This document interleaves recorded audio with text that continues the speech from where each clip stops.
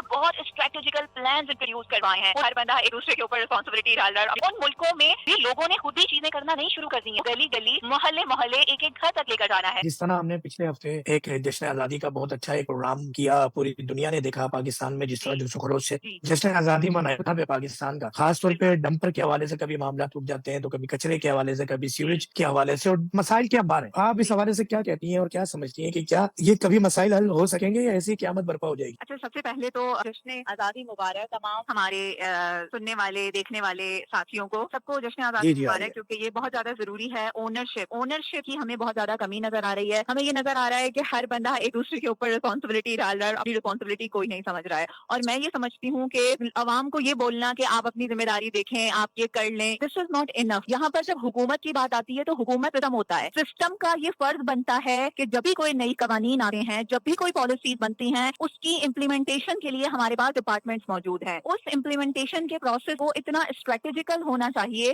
کہ وہ اویئرنیس کو بہت اچھے طریقے سے کور کرے. ہیں کہ اویئرنیس کے اوپر بہت زیادہ کام ہو رہا ہے. اگر کوئی کام کر بھی رہا ہے تو این جی او، سوشل ایکٹیوسٹ یا والنٹیئر لوگ کر رہے ہیں، لیکن گورنمنٹ کی طرف سے وہ اسٹریٹجیکل پلاننگ نہیں آ رہی ہے. یہاں پہ ہم بہت سارے ملکوں کی مثال دیتے ہیں. ان ملکوں میں بھی لوگوں نے خود ہی چیزیں کرنا نہیں شروع کر دی ہیں. ان کی گورنمنٹ نے ان کو پابند کرنے کے لیے بہت اسٹریٹجیکل پلانز انٹروڈیوس کروائے ہیں. انہوں نے پبلک انگیجمنٹ کو زیادہ بڑھایا ہے. تو اگین یہاں پر لوگ یقیناً آنرشپ کریں، لوگ اپنا اپنے حصے کا کام کریں، مگر اگین اسٹیٹ کو ایک اسٹریٹجیکل پلان لے کر آنا پڑے گا. whenever any policy is being introduced, whenever any law is coming, there should be a specific strategic plan کہ اس کو گلی گلی محلے محلے ایک ایک گھر تک لے کر جانا ہے. یہاں پر میں چھوٹی سی مثال دوں گی. کلائمیٹ چینج کے حوالے سے ہم کدھر کھڑے ہیں؟ صرف 14 اگست کو کوئی پودے لگانے کی مہم ہمیں نظر آ جاتی ہے. یا اگر ڈیزاسٹر آتا ہے like in 2022 what we had a very bad flood. جب فلڈنگ ہوئی لوگوں نے بہت سفر کیا، خصوصاً سندھ نے بہت سفر کیا، تو پھر بہت زیادہ درختوں کی مہم اور یہ چیزیں آ رہی ہیں. But still the systematic strategic planning or the mitigation is missing with us. یہاں پر ہم دیکھ رہے ہیں کہ انٹرنیشنلی ہر دوسرے سال ہر سال ہمیں یہ نظر آ رہا ہے اینڈ